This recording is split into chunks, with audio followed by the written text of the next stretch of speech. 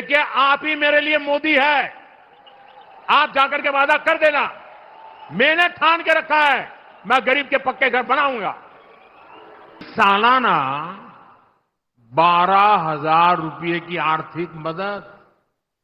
और मैं मेरे किसान साथियों को बताना चाहता हूं, जब महाराष्ट्र में फिर हमारी सरकार बनेगी तो ये 12,000 रुपये की मदद बढ़कर 15,000 रुपये हो जाएगी। महाराष्ट्र के लाखों किसान परिवारों को इसका बहुत बड़ा लाभ होगा कि महायुति सरकार की माझी लाड़की बहन योजना, ये माझी लाड़की बहन योजना की सिर्फ महाराष्ट्र में नहीं, देश के हर कोने में चर्चा है। लेकिन कांग्रेस माझी लाड़की बहन योजना को बंद करवाने के लिए भांति भांति साजिशें रच रही है।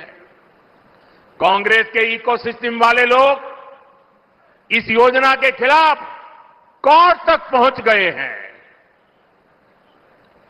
कांग्रेस और उसके साथियों ने ठान लिया है कि अगर उन्हें सत्ता मिली तो सबसे पहले इस योजना को बंद कर देंगे। मैं जरा आपसे पूछना चाहता हूं, क्या महिलाओं के लिए ये योजना चलनी चाहिए कि नहीं चलनी चाहिए? महिलाओं को लाभ मिलना चाहिए कि नहीं मिलना चाहिए? महिलाओं को आगे बढ़ाने की योजनाएं चलनी चाहिए कि नहीं चलनी चाहिए? माझी लाड़की बहन योजना, हमारी बहन बेटियों को इस योजना का लाभ हो रहा है। लेकिन ये जो कांग्रेस और अघाड़ी वाले हैं, इन्हें इस योजना के लिए बहुत तकलीफ हो रही है। इस योजना को बंद कराने के लिए ये लोग कोर्ट तक चले गए हैं। भाई और बहनों, बीजेपी और महायुति महिलाओं के सम्मान और प्रगति के लिए समर्पित है। केंद्र सरकार की नीतियों से आज महिलाएं सशक्त और समर्थन बन रही है। हम 3 करोड़ बहनों को लखपति दीदी बना रहे हैं।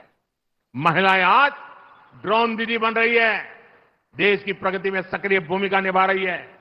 आज हम गरीबों को प्रधानमंत्री आवास दे रहे हैं, तो वो भी घर की महिलाओं के नाम पर दिए जा रहे हैं। अभी केंद्र में नई सरकार बनने के 100 दिन के भीतर ही हमने 3 करोड़ नए घरों को भी मंजूरी दी है। ताकत बन रही है।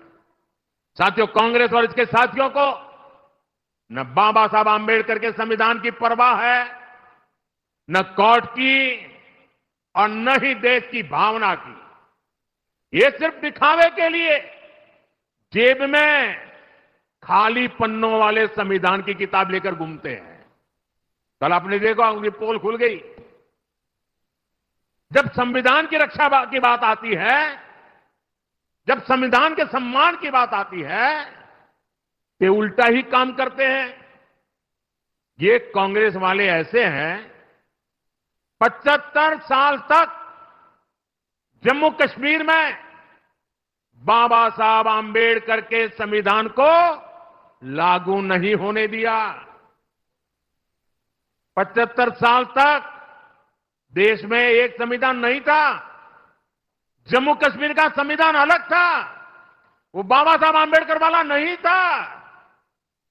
और ये पाप कांग्रेस का था।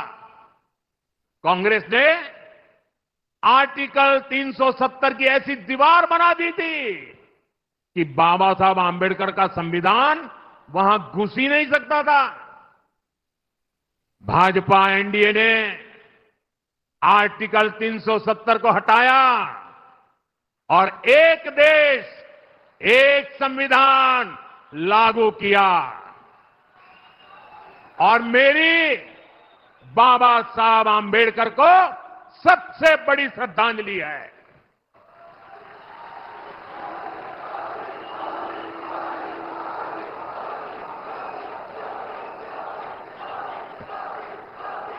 जब भारत का संविधान जम्मू कश्मीर में लागू हुआ, पूरा देश जूम उठा था, नाच उठा था।